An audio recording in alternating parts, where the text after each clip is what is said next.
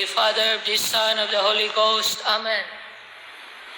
So, yesterday, dear friends, if you remember, we have seen that the Son of God is sent by the Father in a temporal, visible mission through his incarnation. Our Lord Jesus Christ existed already as God from all eternity, but now, in his mission, he existed also as man. But the question today is, in his incarnation, did he quit heaven? Did he leave the Father and the Holy Ghost while he was here on earth? Well, let us briefly reflect on this. However, to answer this one, we need to consider briefly the various presence of our Lord in his creatures. You see, being true God and true man, Jesus Christ has three kinds of presence. Yes, a natural presence, a supernatural presence, and a personal one. As God, Jesus Christ is the creator and the first cause of all things. So, naturally, being the first cause, he is present in all things by his essence.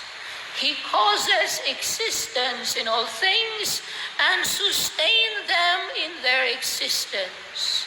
And so, from the smallest subatomic particle to the biggest galaxies and even to those black holes, they all depend on Jesus Christ. However, he is also present in them by his presence, meaning all things are known to our Lord and nothing is hidden from his sight. We cannot hide from Jesus Christ. And thirdly, he is present by his power. Our Lord Jesus Christ, he governs all things. He leads them, each one of them, to their proper end. And yet, all these three natural presences, he accomplished with the Father and the Holy Ghost. Now, some of you here might object, "Oh, Father, this is too abstract. I'm still sleepy this morning." Well, not really. See, look at those electric fans. Here, there's lots of them. In fact, it's quite hot. So, look at these electric fans. Okay? If they are not plugged in, if they are not switched on, well, obviously they would not work, they would not function at all. Now, everyone, feel your pulse. Come on, feel it. Okay? Feel your pulse. And ask yourself, who gave that first movement of your pulse? Is it your mother? Not really. She was not conscious. Okay? So, we are like these electric fans. Unless we are plugged in to the Trinity, unless Jesus Christ switch us on, well, we could not function. We simply vanish and return back to nothingness. And this is what St. Paul reminded the wise men of Athens. He said, "In him we live, we move, and we are." In him we live, we move, and we are. The three natural presences of our Lord. But Jesus Christ is not content with that.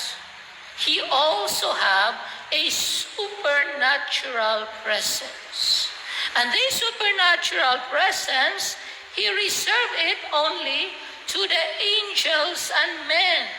Why? Because they are the ones who are capable of knowing and loving Him in return.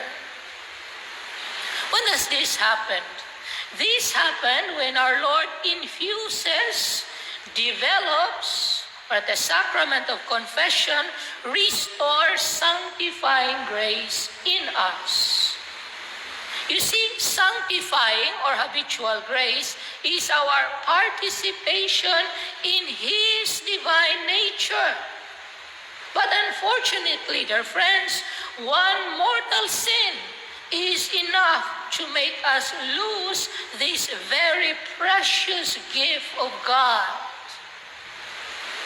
And yet, without this sanctifying grace, we cannot enter into the heavenly wedding feast of. Again, how can we grasp this mystery? Well, think of legal adoption. What happened when a child is adopted? See, when a child is adopted, his legal parents gives him their surname. Perhaps later on in life, the parents of the child would give him or her some inheritance. But in a legal adoption, the parents do not infuse into the child their own blood. Not so with the Blessed Trinity. At baptism, when the Blessed Trinity adopted us, He infused sanctifying grace. They transfuse in us their divinity. And that is the most important thing. So on Christmas night, when we adore the baby Jesus there at the manger, we can say to Him, "My Lord, my God," and even "my brother." He is our eldest brother. The Santo Niño is our eldest brother. He transfused His divinity in us.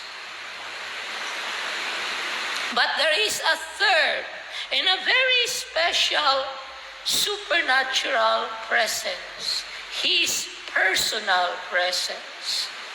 Now, the personal presence of the Word of God, the second divine person, this happens only in the human soul and body of our Lord, which He united to His divine person.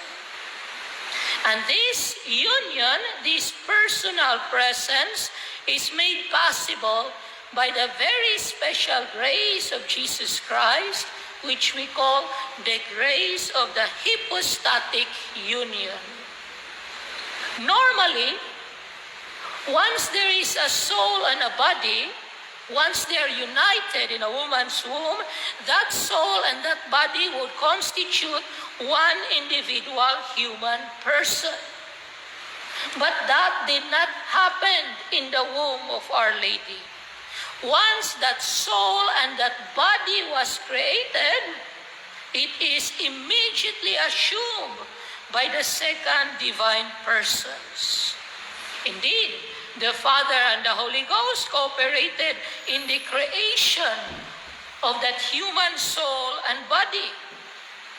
But the subject, the term of this union is only the second divine person, our Lord Jesus Christ. In fact, this sacred humanity, this body and soul of our Lord, it is our only bridge returning back to the Trinity. We cannot go back to God if we ignore the body and soul of Jesus Christ. Now, since our Lord is consubstantial to the Father and the Holy Ghost, it means that He never really leaves them for those 33 years that He was here on earth. His incarnation is just a new mode of existence that added nothing to His divine perfections. So, all actions which is proper to his divine nature, for example, when he changed the water into wine at Cana, or when he resurrected his dead friend Lazarus, those divine actions is proper to him together with the Father and the Holy Ghost, yet especially attributed to him. However, all the other actions proper to the human nature, like sleeping, getting thirsty at Samaria, or dying on the cross, these actions he did alone. So, when we kneel before the baby Jesus, let us not admire just this beautiful little baby boy. No. Let us not forget that he is God Almighty in person. He himself said it. The Father and I are one. Before Abraham was, I am. Philip, he who sees me sees the Father. So there in the manger, when we see him sleeping, let us not forget that at the same time he is ruling the entire universe. When we see him crying, begging for some little milk from Our Lady, let us not forget that it is he who feeds all the living creatures. And furthermore, to feed our soul, he somehow extends his personal presence. And that is his real, substantial presence here in the Blessed Sacrament. So to the question, where is Jesus Christ now? Substantially, our Lord Jesus Christ is in heaven and here inside the tabernacle. His personal presence. What a mystery. And that's why at Christmas we sing, you remember? Venite adoremus. Well, we wait for Christmas, but that's the only thing we can do in front of this great mystery taking place before us. Therefore, our Lord never quit the Father and the Holy Ghost. In fact, all the three of them are present in all things by their essence, by their presence, and by their power.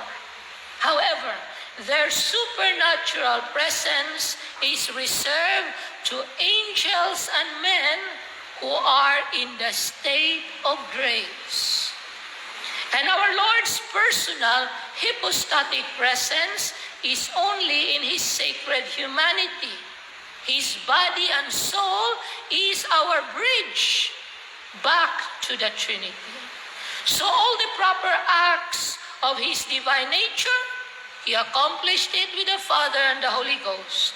But all the actions, the sufferings of his human nature, he accomplished it himself alone in his human soul and body.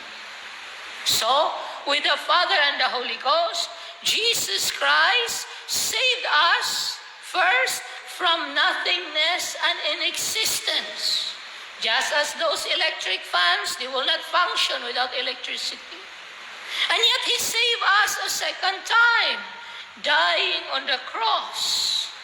So when we look at the baby Jesus, we must realize, Lord, thank you. You saved me twice. Not just once, twice. And not even twice. Every time we go to confession, he saves us again. And again, and again.